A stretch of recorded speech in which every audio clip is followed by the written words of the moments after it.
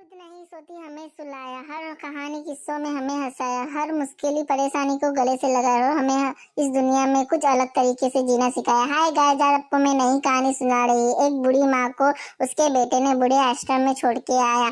माँ वो उस माँ का इकलौता बेटा था जिसके लिए उसने पूरी जिंदगी संघर्ष किया, मगर वो माँ बेटे की खुशी के लिए आश्रम में रहने के लिए तैयार हो जाती थी। रोज उसके बेटे को याद करती थी, मगर बेटा उसको साल में एक ही बार मिलने आता था या तो कॉल किया करता था।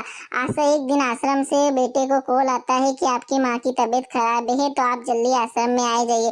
बेटा आश्रम में आ जाता है। जब उसकी माँ आखिरी सांस गिनती होती है तो बेटा माँ से पूछता है, माँ आपकी आखिरी इच्छा क्या है? तो माँ उसे कहती है कि आश्रम में मच्छर बहुत है और गर्मी भी बहुत है, इसलिए इस आश्रम में आप पंखा लगा दिया और एक दो फ्रिज भी लगा दो, क्योंकि कोई खाना देके जाता है तो फ्रिज ना होने के कारण वो खाना खराब हो जाता है और इधर के बूढ़े इंसान को उस भूखे ही सोना पड़ता है।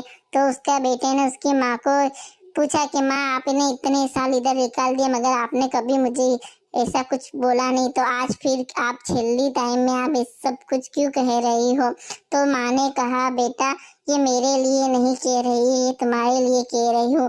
मैंने तो इधर जैसे जैसे निकाल लिया, गर्मी से मच्छर से परेशानी होके निकाल लिया, मगर मैं नहीं चाहती कि तुम भी मेरी तरह जियो, क्योंकि कल उठ के जब तुम बुढ़े होगे तो तुम्हारे बच्चे भी तुम्हें ही छोड़ के जाएंगे। इसलिए मैं ये तुम्हारे लिए ही बोल रही हूँ, जैसा करोगे ऐसे ही भरोगे। इस कहानी का यही मतलब है, अपनी माँ को अपना भगवान बनाओ तो भगवान भी आपको उसी दर्जे पे लाके रखेगा।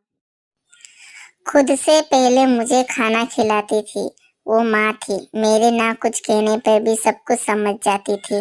आपको आज की कहानी अच्छी लगी होगी तो प्लीज मेरा ये वीडियो शेयर करो, सब्सक्राइब करो और लाइक करना मत भूलना। Thank you.